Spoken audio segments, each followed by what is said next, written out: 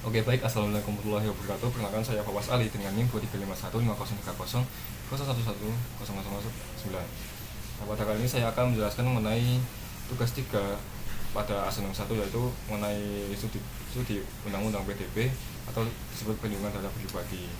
Undang-undang tersebut menjelaskan mengenai data pribadi yang terdapat bahwa beberapa pasal yang penting. Yang utama yaitu salah satunya pasal 4 pada bab 3, yaitu bahwa data pribadi itu ada dua, yaitu data pribadi yang secara spesifik dan juga yang bersifat umum itu. Nah, yang spesifik ini itu sangat sensitif dan membutuhkan perlindungan data. Yang umum itu data yang untuk mengidentifikasi seseorang. Nah, salah satu contoh yang spesifik itu yang pertama itu data info kesehatan, biometrik, genetika, dan kesehatan dan lain-lain. Nah, untuk yang umum itu seperti nama lengkap, jenis kelamin, kewarganegaraan, dan lain-lain. Itu. Nah, ada juga pasal 16 pada bab 5 tentang pemeriksaan data pribadi, yaitu intinya pada pasal ini membahas tentang pemeriksaan itu meliputi seperti pengumpulan pengolahan data dan analisis data, juga penyimpan data, pembaruan data, dan juga transfer, pengungkapan, dan penghapusan data gitu. Nah, terus juga pemeriksaan ini mempunyai prinsip, yaitu yang pertama itu harus terbatas, spesifik, dan sah. Terus kedua itu sesuai tujuan dari awal gitu. Kemudian prinsip menjamin hak subjek data. Kemudian harus akurat, lengkap, dan mutakhir gitu. Terus ada juga harus dilindungi secara aman dan transparansi dalam tujuan pada insiden. Kemudian juga data harus dihapus saat masa penyimpanan berakhir. Terus kemudian pemeriksaan juga dapat dibuktikan secara jelas gitu. Terus kemudian ada juga pada pasal 20 pada bab 6 tentang kewajiban pengendali dan proses data pribadi dalam proses data pribadi. Nah, untuk pasal 20 ini intinya itu bahwa pemeriksaan itu dapat berubah secara persetujuan eksplisit, kemudian pelaksanaan perjanjian, kemudian kewajiban hukum, dan perlindungan kepentingan vital, dan juga tugas pelayanan publik atau kepentingan umum, dan juga kepentingan pada sah pengendali data. Nah, kemudian ada pasal 28 dan 29 ini intinya tentang bahwa pemeriksaan itu harus sesuai tujuan awal atau tujuan limitasi gitu. Jadi pemeriksaan itu harus sesuai pada tujuan awalnya. Kemudian untuk pasal 29 sendiri bahwa pengendali atau orang yang mengendali data itu harus wajib memastikan data itu akurat, lengkap, konsisten, dan juga melakukan verifikasi itu terhadap data tersebut. Kemudian ada juga pada pasal 35 dan 46 dan intinya pengendali wajib memastikan keamanan bahwa melakukan langkah teknis seperti mengeksekusi data, kontrol akses, dan lain-lain. Nah, terus kemudian juga menetapkan tingkat keamanan sesuai risiko data. Nah, semakin risiko tinggi, maka semakin keamanan data itu harus semakin mumpuni atau semakin tinggi juga kualitasnya gitu. Kemudian pada pasal 46 ini juga misal jika terjadi kegagalan atau data breach, pengendali harus wajib memberitahu subjek itu pada 3 kali 24 jam. Terus juga tidak hanya subjek, ini juga terhadap pengawas juga. Nah, nanti bakal mengirim izin notifikasi yang harus mencakup data yang bocor dan bagaimana atau kapan terjadi dan langkah pemulihannya gitu. Jadi si pengendali itu wajib memberitahu jika data itu bocor kepada subjek data dan juga lembaga pengawas gitu. Oke, sekarang saya bahas tentang peran data controller dan juga data processor gitu. Nah, jadi data controller itu yang tadi pengendali data pribadi atau istilahnya seperti administrasinya dari data tersebut. Nah, perannya itu harus mempunyai dasar hukum maupun pemeriksaan, yaitu pada pasal 20 tadi yang saya jelaskan. Kemudian data controller itu harus transparansi pada subjek data atau pada usernya. Kemudian pengendali data juga harus menjamin akurasi dan membagikan data, yaitu pada pasal 29-30. Dan juga pengendali itu harus menjaga keamanan teknis dan juga administratif gitu. Nah, terus juga pengendali juga merekam seluruh aktivitas pemeriksaan juga supaya ngetrack ini bakal ini tidak diubah oleh siapa, dihapus oleh siapa dan lain-lain gitu. Terus juga pengendali juga memberi akses kepada subjek data atau usernya untuk memodifikasi data-data tersebut. Dan pengendali juga bisa memberikan notifikasi jika ada kebocoran data atau tadi yang saya jelaskan pada pasal 46 tadi.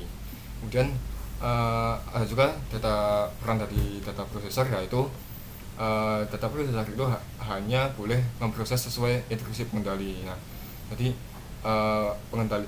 data processor ini harus izin dari data pengendalinya. Kemudian data processor itu wajib menjaga keamanan data seperti pengendali tersebut. Nah, data processor itu juga perlu izin tertulis bila melibatkan proses lain gitu. Dan juga bertanggung jawab jika proses itu di luar instruksi gitu. Nah, saya berikan studi kasus mengenai penerapan UU TTP di sistem informasi akademik universitas. Salah satunya contoh bahwa situasi ini saya itu pengelola Siakat yang memproses data mahasiswa seperti nama, NIM, alamat, nilai, dan data kuota, riwayat akademik, dan data login gitu. Nah, untuk penerapannya ini, untuk data controllernya itu bahwa pihak administrasi pada universitas. Nah, untuk prosesornya ini bisa melalui vendor cloud seperti AWS atau Microsoft Azure dan lain-lain gitu. Nah, untuk implementasinya itu bahwa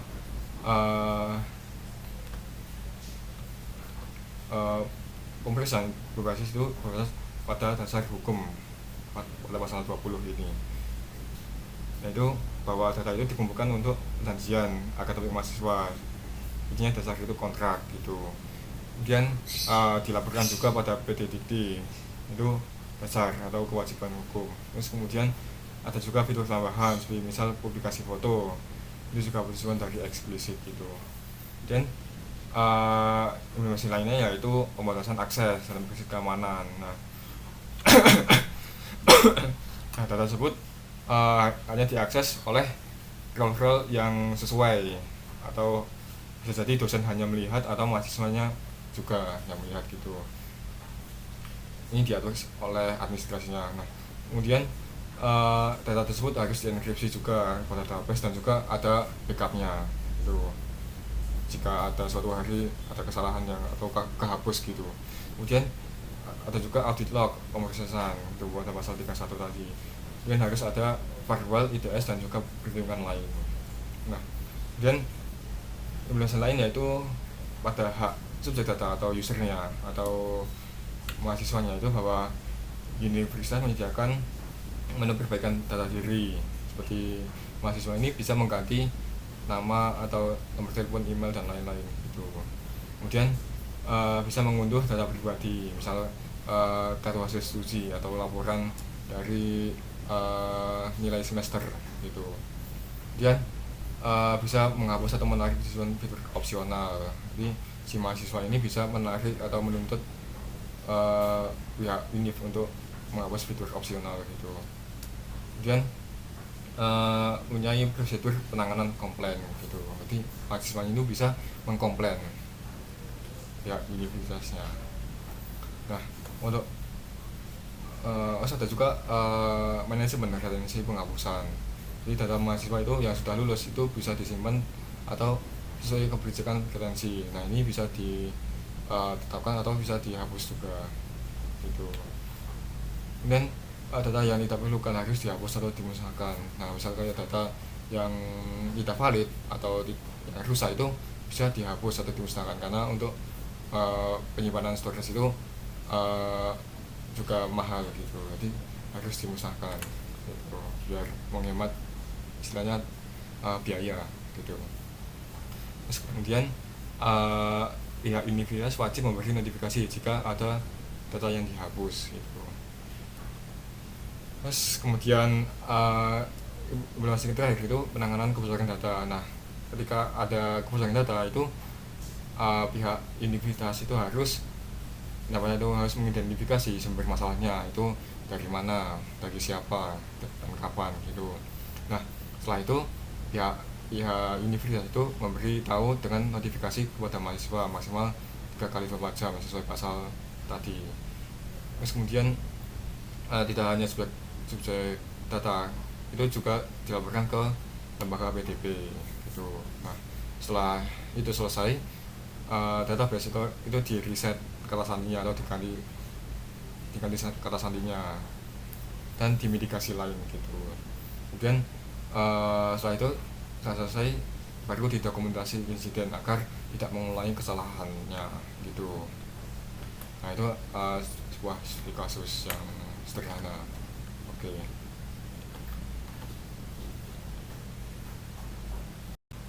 Oke, lanjut pada assignment 2 yaitu membahas mengenai analisis keamanan dan etika kasus pengumpulan iris oleh World ID.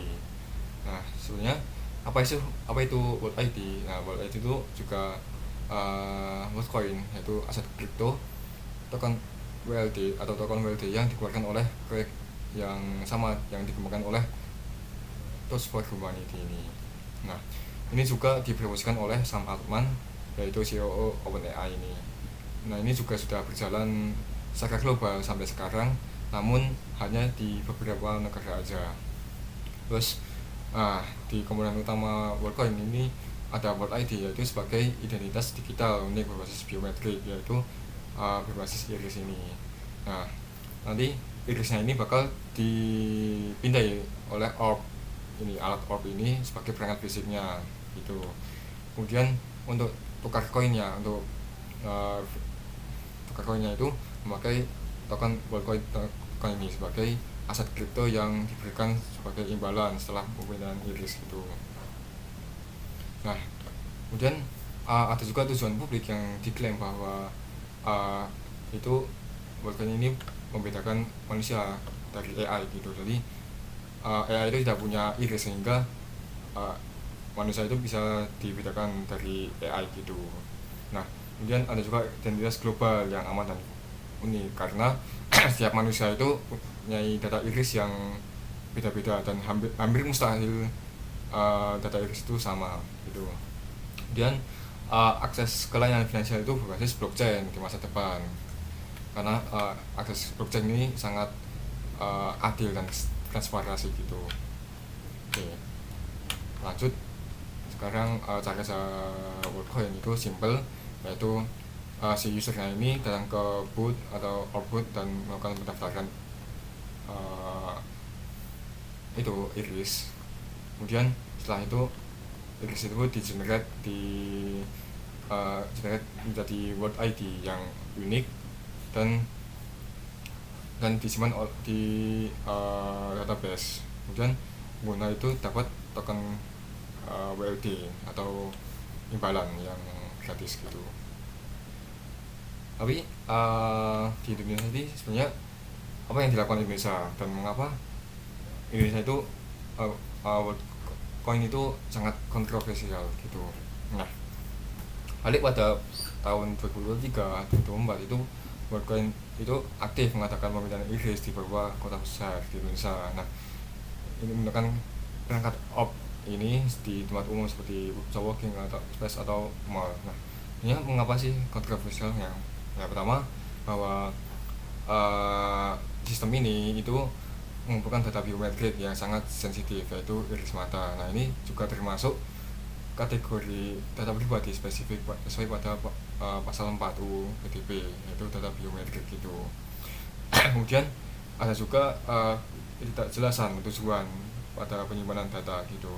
Jadi pada peserta itu yang tidak memahami bagaimana iris itu digunakan atau disimpan oleh orang asing gitu.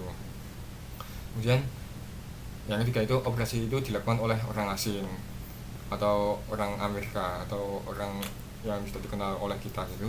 Jadi menyebabkan kekhawatiran transfer data biometrik ini sensitif ke luar negeri itu.